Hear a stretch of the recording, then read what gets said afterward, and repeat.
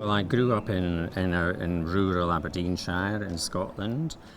With the bullying, what it actually ended up doing, I think, was it helped me create a kind of, well, I don't know if it helped me, but anyway, my response, I think, was to become more arrogant. I began to think, well, fuck you, fuck you lot. I'm so much better than you are. As soon as I am, I'm going to be out of here.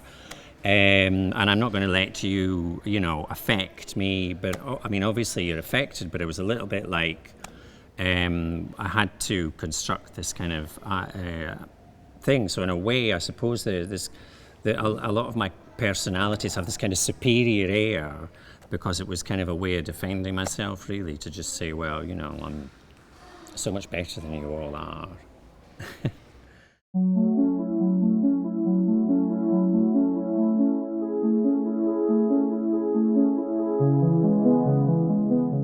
Graham Beltranado is a transgender artist, kind of a mixture of alter ego and real person, fictional and real character, who does participatory rituals, sings, dances, video, all sorts of poncy actions here, there and everywhere.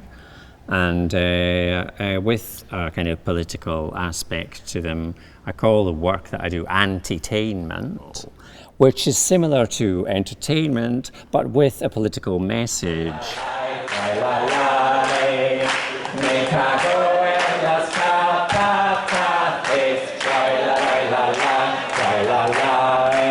Alter egos are an important part of my work, and I've created a series of alter egos over the years.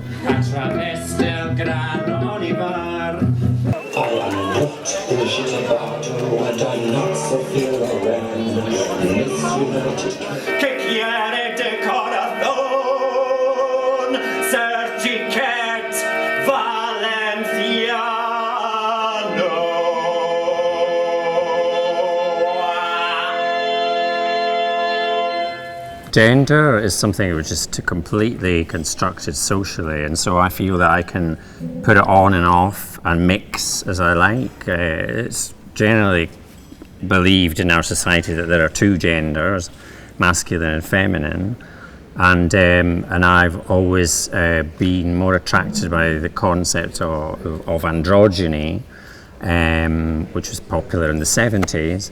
And as soon as I could imagine a way of describing myself, I described myself as transgender. This was in a time when really this term was not common, and it seems to be changing meaning now. I notice it's almost become transsexual. It almost seems to be becoming used for transsexual, which is not at all the same. Because for me, it's not about changing from one to the other or binarisms. It's about the mixture, and so elements that are associated with the masculine gender I use less.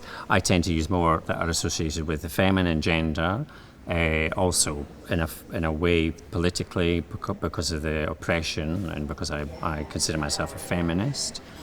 But really, for me, gender is something which is I put it on and I take it off.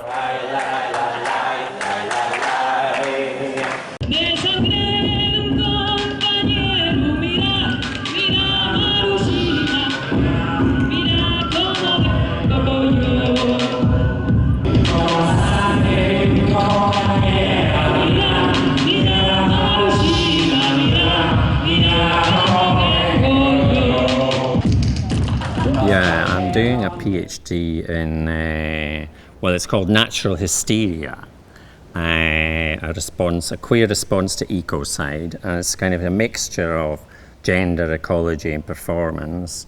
And it's based on, the title comes from a song, which is all about how natural history describes how animals and organisms are classified into groups to distinguish them in the classification process.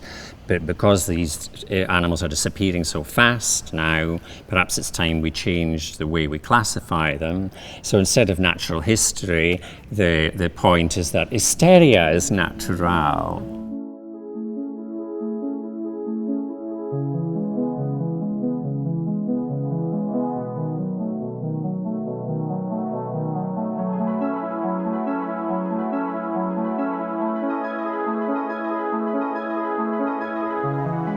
And so anyway, the thesis is based on my practice work, and I've been doing a work which is really based around commemorating extinct species through ritual and singing and also participatory rituals with the people, which I try to make it fun. So I invite people to scream and sing and join in major projects that I've been involved with, and which is part of the work I've been doing for the last few years, which is the invention of eco-gender, which is kind of the project that I've been working on, and the idea of a gender fluidity, not only between masculine, feminine, between human, but also between animal, in a way which is like how the alter ego geezer bird, which is a mixture of male, female bird, came forth, and the idea that behaviors that are animal behaviors and behaviors, the idea of what's natural and what's not natural,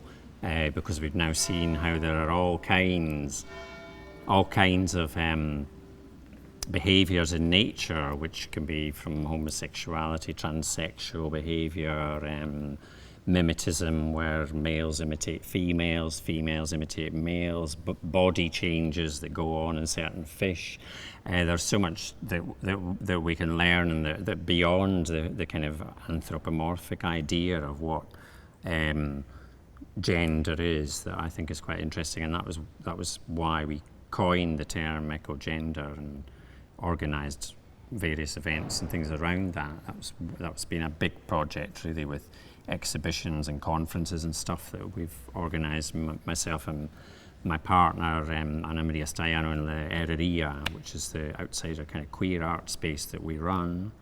That's kind of been a big part of the focus of my work in the last few years.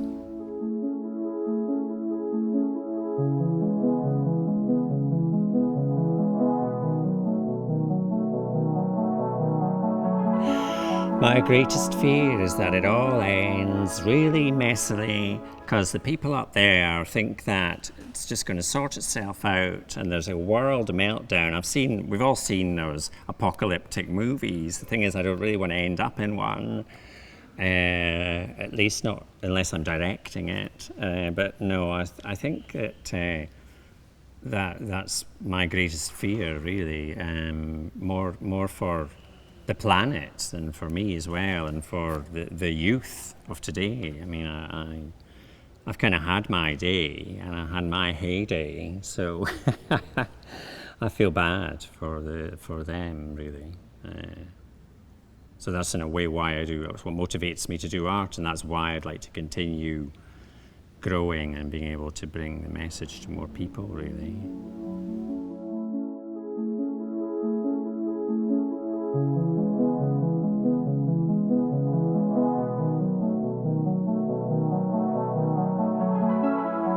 Well, my dreams would be to be able to create work without limitations, really, because I have quite an ambitious and vivid imagination, I suppose, and I think that often it's been limited by resources, yeah.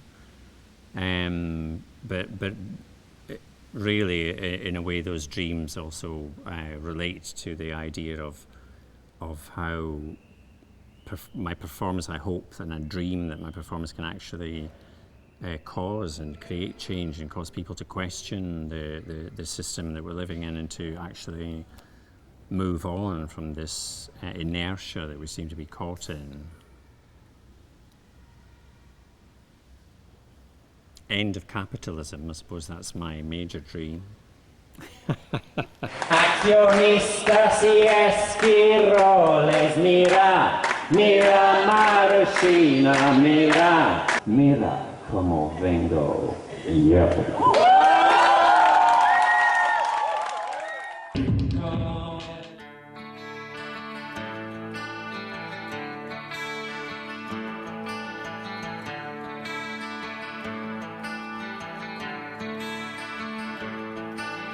Haur bat bakarrik ez nintzela uste noan denok bezala. Zerbait lortzeko erabaki bat bakarrik hartu behar zela. Denborak erakutsi dit, gauzak ez direla horrela. Eta hemen dago ninen ringatzen zu edanok bezala. Eta ni naiz naizena. Ni naizena naiz.